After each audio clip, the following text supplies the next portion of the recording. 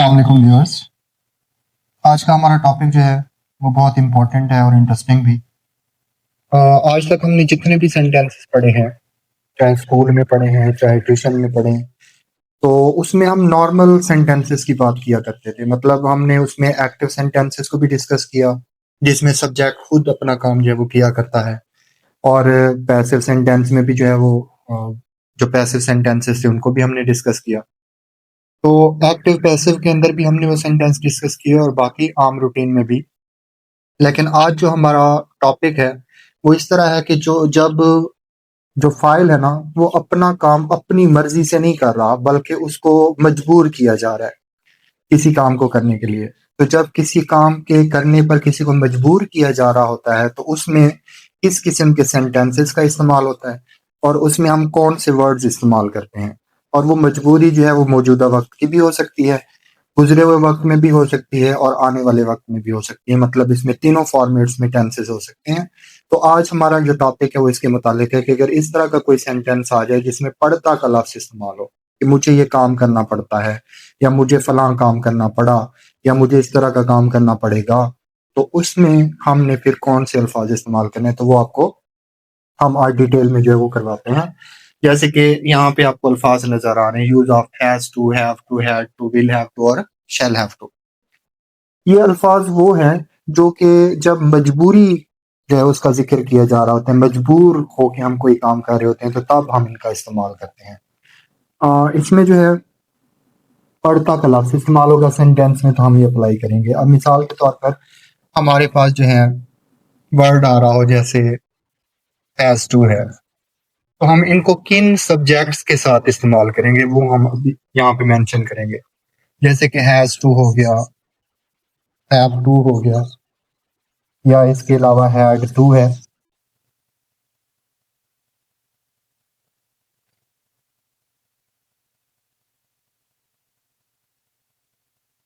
और shall have to. इस तरह के अल्फाज हो सकते हैं। अब हैज टू जो है या हैव टू है, ये कब इस्तेमाल होगा? हैज टू और हैव टू हमारा इस्तेमाल होगा प्रेजेंट के लिए। जब टेंस प्रेजेंट होगा, उसमें कोई काम आप मजबूरी के तहत कर रहे होंगे, तो उसमें आप हैज टू या हैव टू का इस्तेमाल करेंगे। और जो हैड टू है ये आपका इस्तेमाल होता है पास्ट में। जब कोई काम मजबूरी के तहत गुजरे हुए वक्त में किया जा रहा हो, पास्ट में किया गया हो, तो उसमें हम क्या करते हैं?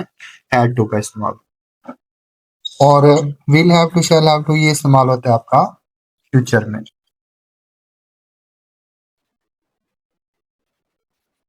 अब ये किन सब्जेक्ट्स के साथ इस्तेमाल होता है, किन प्रोनाउंस के साथ, तो वो हम यहाँ पे जो है वो डिस्कस करेंगे।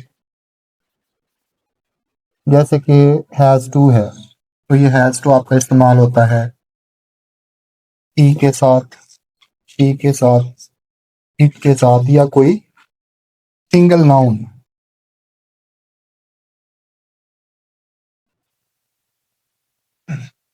जैसे अली, असलम, या कोई गर्ल नेम हो सकता है, तो उनके साथ आपने इसका इस्तेमाल करना है हैज टू का। और हैव टू जो है, हैव टू इस्तेमाल होता है आपका प्लूरल के साथ, या फिर आई के साथ, वी के साथ, यू के साथ, दे, और प्लूरल नाउन।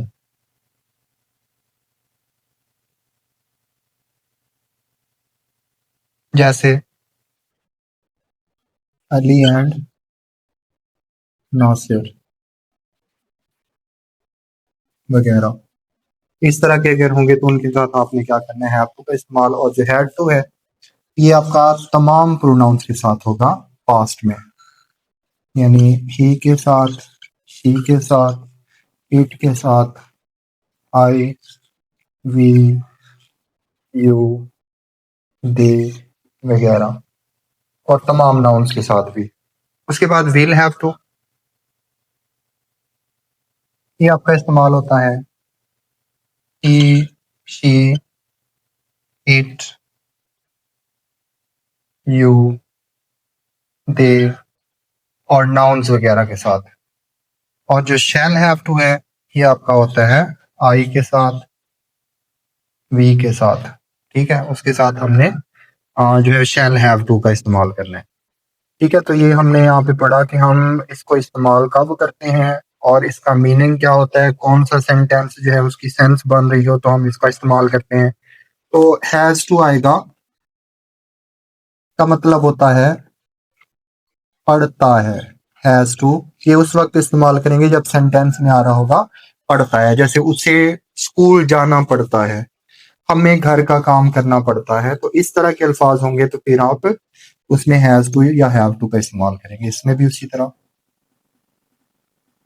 पढ़ता है, इसके लिए पढ़ा का लफ्ज इस्तेमाल करेंगे। उसे स्कूल जाना पड़ा, उसे जो है वो घर का काम करना पड़ा, उसे खेतों में हल चलाने पड़े।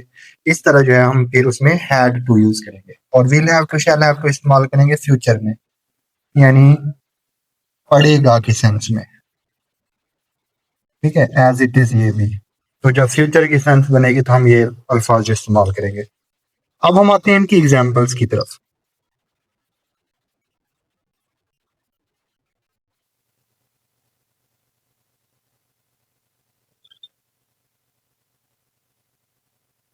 जैसे आप सेंटेंस लिख लें, ये सेंटेंस जो बोला जाए कि उससे स्कूल जाना पड़ता है। अब देखिए, इस कॉन्सेप्ट पे जो है ना आपने फोकस करना है कि कोई काम जिसमें आपकी अपनी मर्जी शामिल हो, मतलब आप वो करने के लिए एग्री हैं, ठीक है, तो वहां आप कभी भी पड़ता का लफ्ज नहीं इस्तेमाल करेंगे।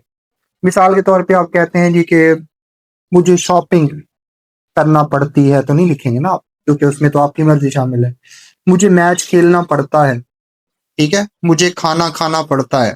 ठीक है, तो ऐसी चीजें जिसमें आपकी अपनी विलिंग है, अपनी रजामंदी है, ठीक है, जिसमें आप अपनी ख्वाहिश रखते हैं वो करने की, तो उसमें आप कभी भी पढ़ता का लफ्ज इस्तेमाल नहीं करेंगे। पढ़ता का लफ्ज उस वक्त इस्तेमाल होता है कि आप जाती तौर पे वो काम नहीं करना चाहते लेकिन आपको मजबूर किया जा रहा है वो करने के लिए, तो उस वक्त हम इस तरह के अल्फाज जो इस्तेमाल करते हैं और इस तरह के सेंटेंसेस जो है वो मेंशन करते हैं। तो इसमें आप देखें पढ़ता का लफ्ज आ रहा है और इससे पहचान आपने जो है वो पढ़ी हुई है कि जब ता है, ती है, ते है वगैरह आ रहा होता है, या है या हूं जैसे अल्फाज आ रहे होते हैं, तो वो होता है प्रेजेंट।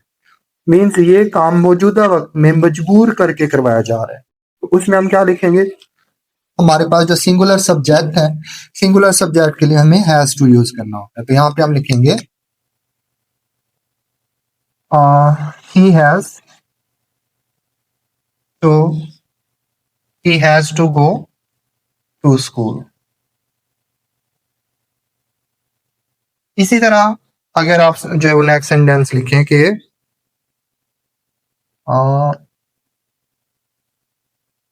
मुझे घर का काम करना पड़ता है।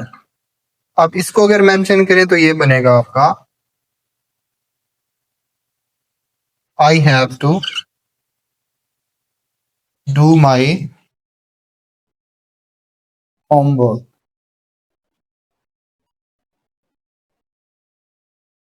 आई have to do my homework या फिर I have to do my household work.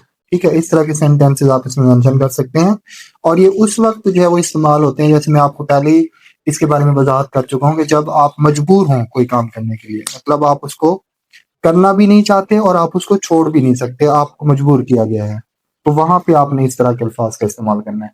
और यही मजबूरी अगर पास में पाई जाए, जैसे उसे स्कूल जाना पड़ा, उसे स्कूल जाना पड़ा, उसे घर का किराया देना पड़ा, ठीक है, उसे घर का सौदा सल्फ जो है वो लाना पड़ा या लेना पड़ा, इस तरह का कुछ भी, तो वहां पे आपने क्या इस्तेमाल करना है, हैड टू का इस्तेमाल करना है। अब इसी को अगर हम पास्ट में लिखेंगे तो हम क्या लिखेंगे यहाँ पर,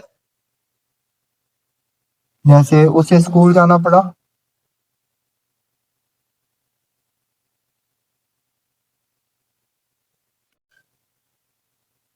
अब ये पास्ट में हो गया। अब जब इसको लिखेंगे तो हम पास के लिए जो मतलब वर्ड है ना वो यूज करेंगे, यानी हैड टू। ये बनेगा आपका he had to go to school. अच्छा, इसमें आपने एक इम्पॉर्टेंट जो पॉइंट है ना वो याद रखना है कि टेंस जो भी हो, जब भी आपने वर्ब टू के बाद लिखना होगा ना तो फर्स्ट फॉर्म लिखेंगे। जैसे यहाँ पे देखें आपका प्रेजेंट था, हैज के बाद टू था, टू के बाद हमने फर्स्ट फॉर्म लिखी। सेम उसी तरह नेक्स्ट एग्जांपल में देखें, टू के बाद हमने फर्स्ट फॉर्म ऑफ वर्ब का इस्तेमाल किया।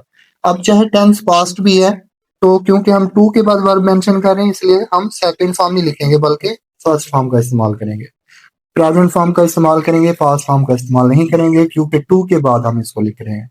तो ये इंपॉर्टेंट टॉपिक जो है आपका, ये डेली लाइफ में भी इस्तेमाल हो सकता है, रिटर्न में भी और स्पोकन इंग्लिश में भी इसका मैक्सिमम इस्तेमाल हो सकता है।